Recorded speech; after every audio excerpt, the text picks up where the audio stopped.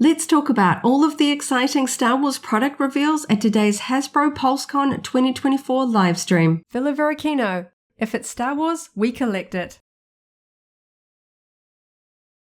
Hello there. Thanks for visiting Varykino. I'm Kristy. And I'm Matt. The Hasbro Pulse Con 2024 livestream kicked off at 5 AM New Zealand time, so we were up quite early to catch up on all of the details as they came out. The whole event was hosted by Jordan Hembrough, famous for the Toy Hunter TV series, and the Star Wars segment was presented by Jing from marketing, Chris, the design manager, and Hope also from marketing at Hasbro. We're always excited every time Hasbro does a live stream revealing upcoming product, and this year's PulseCon live stream was no disappointment. There were so many items in here that we're really excited to talk about and eventually add to our collection. The first item that they discussed was not a new reveal, but we will cover it because there are some interesting points to it. The Black Series STAP and Battle Droid from Episode 1 is a PulseCon exclusive. It is available now on Hasbro Pulse. You can actually put your order in. It is listed as in stock. This is a fantastic 6-inch scale version of the 3.75-inch version that came out as a preview product prior to the release of The Phantom Menace in 1999. As a big prequel fan and collector, I really want to add this one to my collection, but I'm a little bit disappointed that this is a US exclusive. You have to order directly from Hasbro, so that does make it very expensive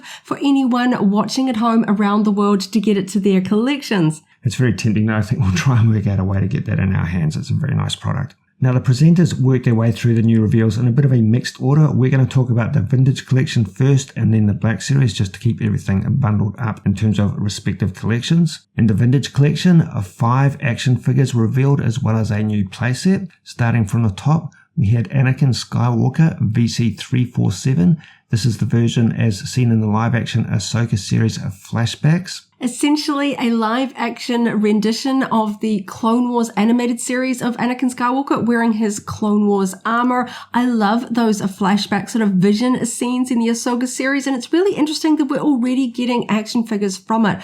I'm really excited about this, and I hope we get more figures from these vision sequences. They were really impactful and a fan favorite episode of that Ahsoka live-action series. Also from those Ahsoka series flashbacks, we get the Clone Trooper Lieutenant, marked as being the 10th variant, VC348. This is essentially a paint variation of the existing recent Clone Trooper. He has blue stripes to demark his rank. So it is in effect one of the simplest versions of repackaging a Clone Trooper, but I do actually like it and it looks very cool on this particular card back. The Battle of Teth, of course, although it wasn't clear at the time of the Ahsoka series, is the mission in which Anakin Skywalker, Ahsoka Tano, Captain Rex, and Torrent Company went to Teth to save Rotta the Hutt, the infant son of Crime Lord Jabba the Hutt. So that's 2 figures already from those vision flashback scenes in the live-action Ahsoka series. I really want to have several versions of Ahsoka from those scenes as well, because they are translations of the Clone Wars series into a live-action media in the Ahsoka series. They have changed slightly the Ahsoka outfit, so I'm really hoping that Hasbro gives us retooled, more accurate versions of those vision versions of Ahsoka rather than just reissuing older existing animated style Ahsoka. Yeah, that would be very, very cool. Both Anakin Skywalker VC347 and the Clone Trooper Lieutenant VC348 are mainline items. They will be on the shelf in spring 2025 for us here in the Southern Hemisphere. That is March to May of next year. Next up, we have another Acolyte figure, Jedi Master Indara VC345. She will be, from memory, the 4th Acolyte figure that we have in the Vintage Collection. I really like Jedi Master Indara ever since she was revealed in the trailers for the Acolyte, of course played by Carrie Ann Moss. I loved her in the show, and I really like the Black Series figure of her, so I'm really excited to get my hands on a Vintage Collection version of Indara. And next up was a Dedra Meero from Andor VC346. This figure was announced a little while ago, but very exciting to see an in-hand figure and backing card. I love Dedra Meero in Andor. Can't wait to see her in Andor Season 2. Really excited to add her to the Andor series. I feel like we need more Andor figures and characters in the Vintage Collection line. She is so central to the storyline. Really excited to add her to our collection sometime next year. Yeah, even though she is just an Imperial officer, or more correctly, an Imperial Security Bureau costume variant. Because she is such a strong character, I think this is quite a desirable piece. Now, both Jedi Master Indara VC345 and Dedra Meero VC346 are mainline items. They will also be on the shelves in spring of 2025, and that is the Southern Hemisphere, March to May of next year.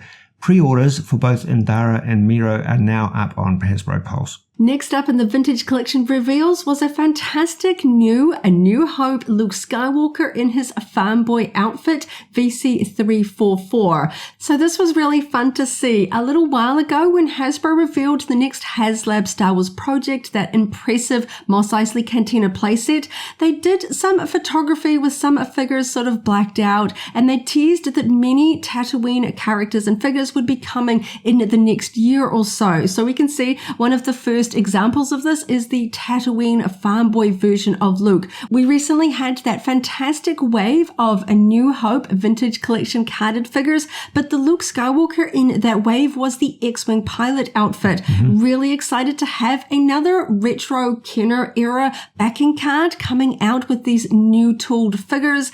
This one's going to be so popular, just that iconic original Luke outfit. Very important to note that it's similar to the rest of that A New Hope wave, is that the image on this card back matches that was actually released in the vintage era. So yeah, personally for us, that makes it quite collectible. It's one that we want to keep on card as well as have one available for playset display.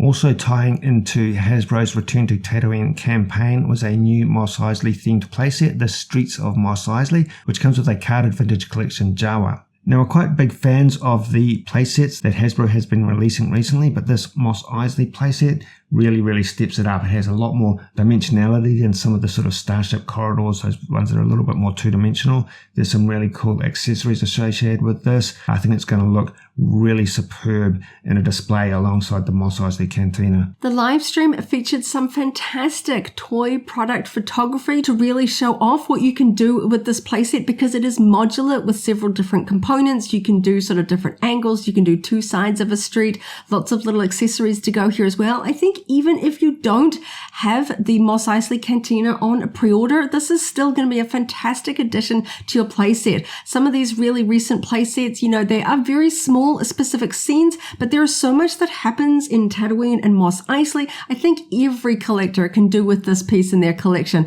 And that carded Jawa is really fun, with the sort of the funny sort of sitting down, slightly drunk looking Jawa sitting outside the cantina. Even though that Jawa is carded, we don't have a VC number for it yet. And yes, it is interesting that they have selected a very specific Jawa from a very specific scene. It is not one of the droid sale Jawas. It is quite a cool picture on the card back. It actually shows a Jawa very interestingly, that has its sleeves rolled up a little bit, so you get a little bit of that additional anatomy. And furriness that Palimoto describes in The Mandalorian. That one's going to be really fun. And Jawas are perfect army builders. So even if you buy multiples of this, you're not stuck with sort of odd characters being doubled up. You can always use more Jawas for your Tatooine playset display. And just furthermore, there's something about the sculpt of that Jawa that just really makes me think of the actual vintage Jawa from 1978. They mentioned that the bandoliers were newly tooled and it had a fabric cape. Looks really nice. There is no pre-order date for those two items just yet. Moving on to the Black Series reveals, they started off very strong in this category with a character from the Shadows of the Empire Legends series, Prince Xizor, listed as number 1 in a new lineup. This was fantastic. We knew that this was a pipeline reveal, but the figure itself looks amazing. It's got so much articulation. There's even some soft goods details. But something that I think that they could have clarified a little bit better on the live stream is that the packaging is a little unclear. Now, when they were talking about the packaging, Chris said that this is our first mainline publishing item, so we're starting a new color collection here. The purple on this one, inspired by those original Shadows of the Empire cardback figures from back in the 90s. Yes, a couple of different meanings could be taken from this. It's not actually clear if the purple indicates a new Shadows of the Empire line, or if they're moving the sort of comics novel character figures into a new line. Previously, characters from comics and novels even were not mainline items. They were exclusive items and they came with distinct packaging, not part of the main series. Personally, I hope for the former, I hope that we are going to see more Shadows of the Empire characters, and this purple colouring actually denotes that. If this is a new Shadows of the Empire set, a subline within the Black Series like we have for the movies and TV shows, this would be the first time an expanded universe medium would have its own line. We see all of the video game characters lumped into just the one line for gaming greats, rather than say Knights of the Old Republic having its own line, Jedi Survivor having its own line. So I'm not sure if that is the case here. They didn't really explain. I'm really hoping we will see more characters from Shadows of the Empire. Yeah, look, I personally think that some Shadows of the Empire re-releases in this larger scale could be quite popular. I'd personally be totally down for them. There are some interesting characters that were done back in the 90s, like Chewbacca as the bounty hunter Snoover, Dash Rendar, of course, Luke Skywalker in Imperial Guard disguise. That could be redone in this configuration. I think that'd be really, really neat collectibles. Those are all great options. On the other hand, if this new purple color is a new sort of publishing line drawing from comics and books, then I'm excited for that as well. Up until now, most of the comic or book characters have been released in those sort of one-off comic style boxes, which for us here in New Zealand are both hard to get and very expensive. Yeah. So I would love to see some expanded universe characters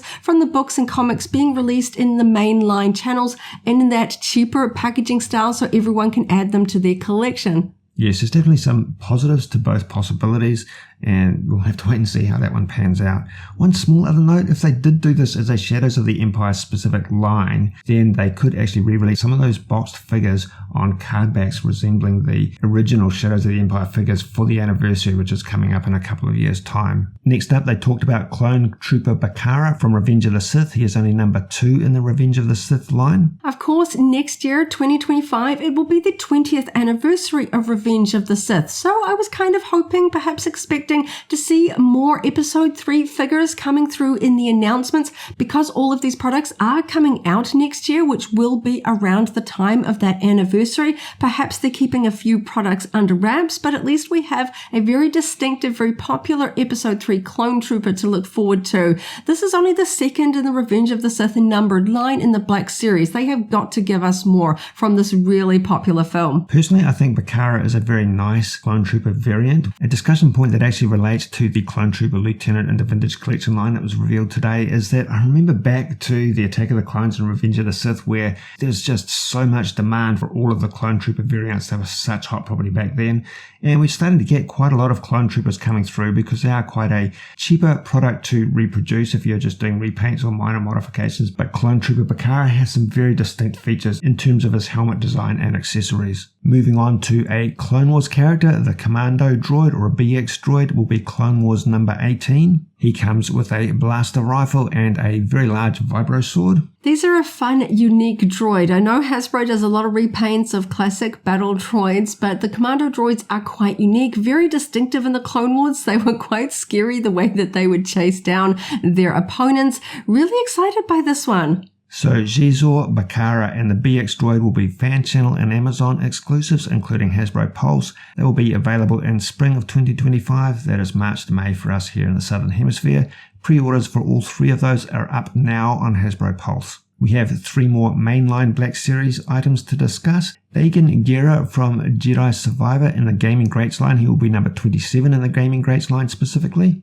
A really unique character, and I really like his High Republic era tunic and details here. We still don't have a lot of sort of High Republic era outside of the Acolyte in terms of action figures. This one is really unique, and I think this one's going to be really popular for fans of the Jedi Survivor video game. Next up, we have A New Hope versions of both Princess Leia and Luke Skywalker. Luke Skywalker first, he will be number 9 in the A New Hope line. This is a very smart looking new sculpt. He has a lot of accessories and detail on his belt in particular, including some removable components so that you can reconfigure the pouches on his belt. They pointed out that the tunic on this version of the Black Series Luke figure is plastic, not soft goods. They really wanted to get the fit and fold of the tunic to work in really well with the belt, and I think that that's a good choice for this particular version. Then we have Princess Leia, number 8 in the New Hope line. As a big fan of Princess Leia, this is really exciting. Now, they seem to have kind of basically scaled up that fantastic recent vintage collection layer that had a plastic dress and 2 swappable hoods so that you could have hood down or hood up, something that they haven't really done before in either of the figure lines. I love my vintage collection figure. It is fantastic. I love that swappable hood detail and the way that the plastic is really sculpted really well through the dress. And I'm excited to see I'll be able to add that to my Black Series collection as well. Yes, as well as having 2 swappable hoods, she also has 2 weapons, a E11 blaster and her Defender blaster, so you can actually configure this character in quite a few different ways for display. So all 3 of those, Dagan Gera, Luke and Leia, are mainline items, also on the shelves in spring of 2025, March to May for us here in New Zealand. Pre-orders will be available not just yet, but coming up on the 18th of September Eastern Time through Hasbro Pulse. And to reveal the final item, they got in a special guest. The final item was a role-playing item specifically. In the Black Series electronic helmet lineup, we now have an Armorer helmet. This was presented by Emily Swallow, who of course plays the Armorer in the Mandalorian series. This is a helmet that I have wanted in the fantastic Black Series helmet line for absolutely ages. She has been a standout character in The Mandalorian with a really distinctive helmet. She is super popular, and I think that fans have been really wanting to add this helmet to our collection. I know the Armorer's helmet is available from some of those higher replica companies with that higher price point, but the Black Series line is available internationally and at a much more affordable price. I have been really holding out for the time where they finally announce it, and it's here. I cannot wait to add this to my collection. It looks fantastic. It does look fantastic, and it is actually really nice to see that they are doing unique sculpts, even knowing that they can't do repaints of these like X-Wing helmets or Clone Trooper helmets. This is one that we have, as you say, been wanting for and hoping for, and it's very exciting to see that they've actually delivered on that. So that Armorer helmet will be a fan channel and Amazon exclusive that includes Hasbro Pulse, also out in spring of 2025 for the Southern Hemisphere, March to May. There is no pre-order date for that item just yet. Overall, this was a fantastic live stream full of really exciting product reveals, well worth getting up very early for us here in New Zealand to watch along. Everything in this live stream is on our shopping list. There wasn't anything that we would like, not so much. Everything's really exciting. There was some, of course, we knew that were coming. It was great to see them in hand on the screen, of course, seeing the product with the packaging as well, but some really exciting out of left field ones like that Streets of Mos Eisley playset and the Armorer helmet. Those were absolute highlights. So about 6 months to wait for most of those items, but early next year we'll be really having some fun adding them to our collection. Thanks for hanging out with us today as we chatted about the Hasbro Pulse Con 2024 live stream reveals. We appreciate you taking your time to listen to us. We hope you have a wonderful morning, afternoon or evening, wherever you are in the galaxy, and let's hang out again very soon for more Star Wars fun. May the Force be with you. If you're a Hasbro Star Wars collector, we recently chatted about the Hasbro Star Wars reveals from San Diego Comic-Con. That video is linked here in case you haven't already seen it, as well as our Star Wars collectible playlist. This is the way.